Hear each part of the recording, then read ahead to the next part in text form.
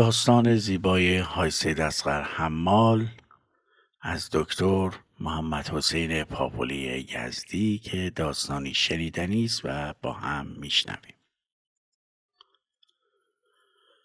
14-15 نفر از بچه‌های یزد بعد از کنکور سال 46 قرار شد با هم مسافرت کنیم. مشهد رو برای استراحت بعد از کنکور انتخاب کردیم. یه شب به کوهسنگی رفتیم. کوهسنگی یکی از تفرجگاه‌های قدیم مشهد بود و هنوزم هست. سال 46 آنجا چند تا قهوه خانه بود که دیزی و کباب کوبیده میدادن. ما بچه‌ها روی 2 تا تخت نشستیم و کباب کوبیده سفارش دادیم. مردی آنجا سر میزها می آمد و گدایی می کرد. من خوب نگاهش کردم، دیدم اصغر حمال گاراژ اتوتاج یزد است. چند سالی بود او را ندیده بودم. البته گدای تر و تمیزی بود. لهجه‌اش یزدی بود، ولی وقتی بچه‌ها پرسیدند آقا شما یزدی هستی؟ گفت نه. بچه‌ها بهش گفتند بفرما شام و او بی هیچ تعارفی نشست و با ما شام خورد. آن شب گذشت. من و چند نفر از بچه‌های آن گروه اتفاقاً در دانشگاه مشهد قبول شدیم. چند ماه بعد اصغر را جلوی دانشکده ادبیات دیدم که گدایی می‌کرد. با او سلام و احوال پرسی کردم. گفتم مرد یزدی که گدایی نمی‌کنه. گفت یزدی نیستم. گفتم از لهجت همون اول فهمیدم یزدی هستی. اسمت اصغره. 3 تا داداش داری؟ حمال گاراژ اتوتاج بودی. 2 تا داداشات هم تو گاراژ حاج عبدالوهاب قمی حمالن. گفت تو کی هستی؟ خودم معرفی کردم. گفت حالا پس 2 تومان به من بده. آن موقع به گدا 1 ریال و 2 ریال میدادن. 2 تومان به او دادم و گفتم یه روز بیا با هم حرف بزنیم. 4-5 ماه بعد او را جلوی بیمارستان شاه رضا امام رضای فعلی مشهد دیدم. گدایی میکرد. سلام و حال احوال پرسی کردیم. کمی از ظهر گذشته بود. پرسیدم نهار خوردی؟ گفت نه. او را دعوت کردم که در قهوه‌خانه دور فلک آب مشهد دیزی بخوریم. کم کم با اصغر رفیق شدم. بالاخره بعد از 4-5 بار همدیگر را دیدیم. اصغر سرگذشتش را تعریف کرد و گفت من حمال گاراژ اتوتاج یزد بودم. هر سال شهریور ماه 15 رو دست زن و بچه‌هامو میگرفتم و برای زیارت به مشهد میومدیم. برای اینکه خرج مسافرت درآد 2-3 عد جارو و باد بزن بافقی میخریدم و با خودم به مشهد میآوردم. روزها زنم بچه‌ها رو بر میداشت و به حرم میرفت. اون موقع 6 تا بچه داشتم. یکی عروس کرده بودم و یکی هم تو سن 18 سالگی خودش حمال گاراژ بود. منم دور بس فلکه قدیم امام رضا جارو و باد بزنا رو میفروختم و خرجم رو در می آوردم.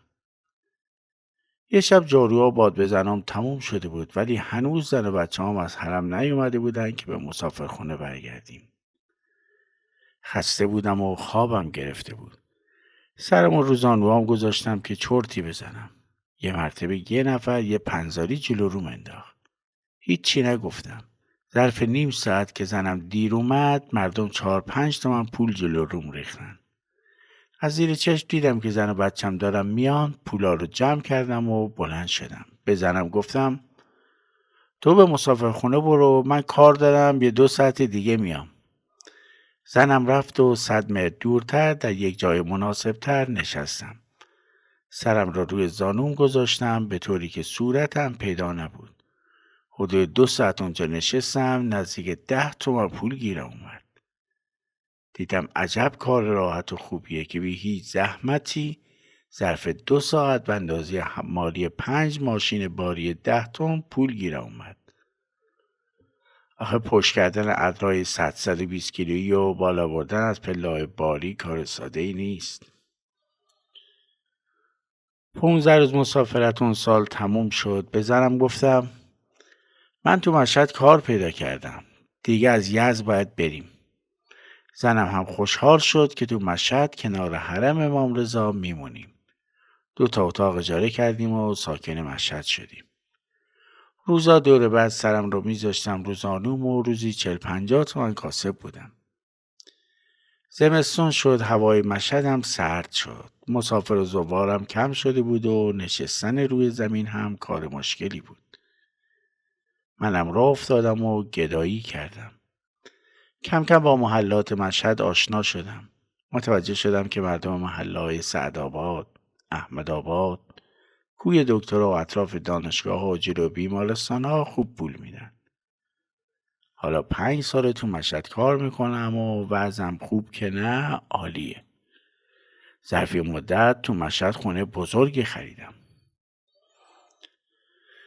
وقتی حمال گاراژ و تو تاج یزد بودم یه دخترمو تو سن 15 سالگی عروس کردم. کلاً 140 تومن تونستم جور کنم و براش جهیزیه بخرم. حالا زنم برا دختر دیگم که میخواد عروس بشه نزدیک 800,000 تومن جهیزیه تهیه کرده. زنم هم معامله میکنه. زن حسابگریه. طوری معامله میکنه که جهیزیه دخترش مجانی تموم بشه. از یه وسیله چند تا میخری و طوری اونا رو همسایه و غریبا میفروشه که یکی براش مجانی میفته. هر چند ماه یک بار اصغر را میدیدم. 4-5 سالی گذشت من لیسانسم را گرفتم و سربازی را در دانشکده ادبیات دانشگاه مشهد میگذراندم. روزی به گاراژ اتفاق یزدی‌ها در مشهد رفتم. دیدم اصغر آنجاست. یک شال سبز هم به دور سرش بسته است. پرسیدم اصغر از کی تا حالا سید شدی؟ گفت سید بودم. گفتم اصغر برادرات که سید نیستن. گفت میشه آدم مرتب مشهد رفت آمد داشته باشه اما سید نباشه؟ یواشکی گفت صداشو در نیار. پرسیدم کار کاسبی چطوره؟ گفت خدا رو شکر بد نیست. داشتم با اصغر صحبت میکردم که دیدم یکی از صاحب ماشین ها آمده و رو کرد به اصغر که حالا دیگه آسد اصغر شده بود و گفت من 1030 تومن بیشتر نمیدم، راضی باش. اصغر گفت 35 تومن. بالاخره با 1032 تومن به توافق رسیدن. اصغر گفت چکشو بده.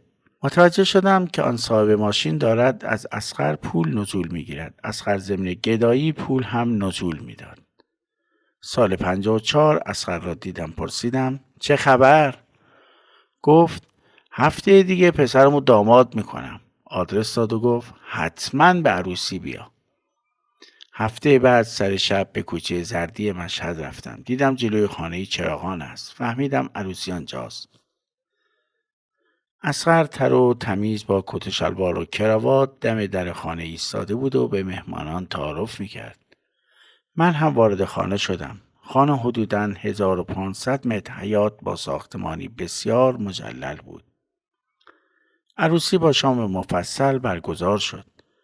2 حیاط آن طرفتر عروسی زنانه بود. آن خانه هم مال اصغر بود.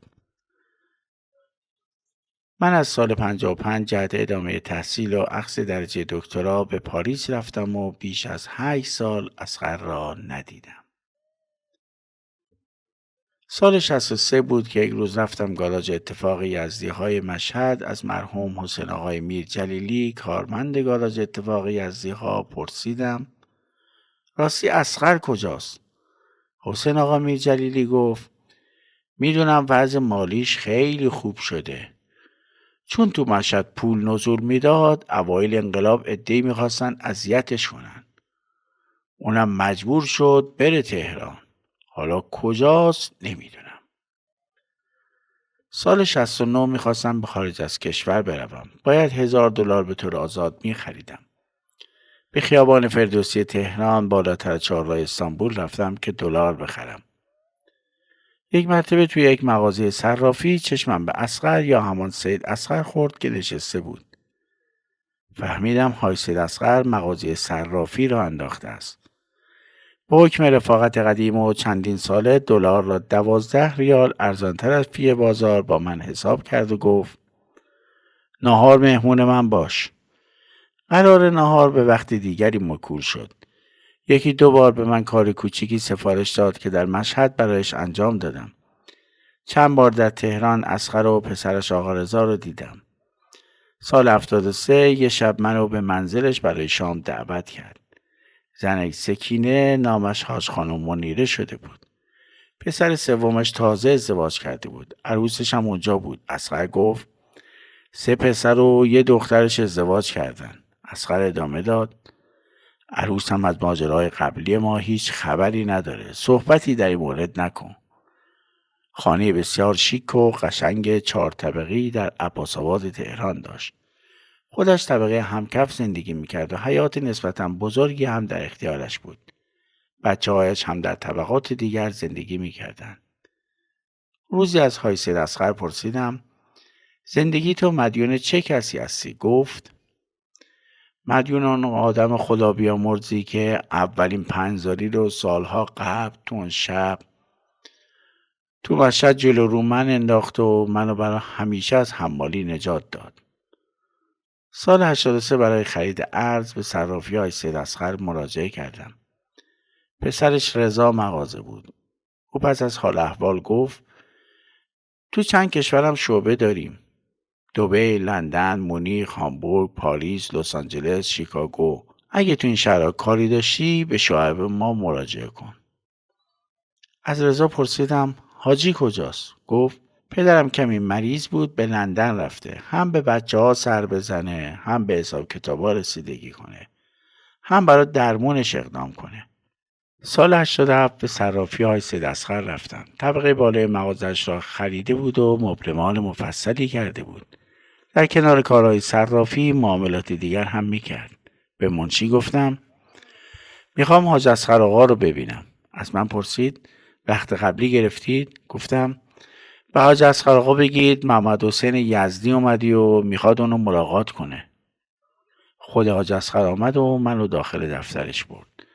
در ضمن صحبت پرسیدم حاجی چند سال داری؟ گفت 86 سال. سر صحبت رو باز کردیم. پرسیدم از رفقای قدیم یزید خبر داری؟ گفت تقریبا همشون مردن، حتی اونایی که 15-16 سال از من کوچیک‌تر بودن. برادرم هم جز جوادمون که 20 سال از من جوان‌تر بود مردن. گفتم جواد چه کار میکنه؟ گفت سالهاست حمالی رو ول کردی و با یکی شریک شده. تو یزد دفتر املاک داره، وضعش هم خیلی خوبه. راستی اگه های سید اصغر گدایی رو پیشه نکرده بود تو سن 86 سالگی سالم و سرحال توی دفتر صرافیش روزانه صدها هزار دلار جابجا میکرد. آیا تو چند کشور مهم نمایندگی داشت؟ یا اونم مثل دوستان قدیمش توی یزد سالها پیش؟ حق یارتان.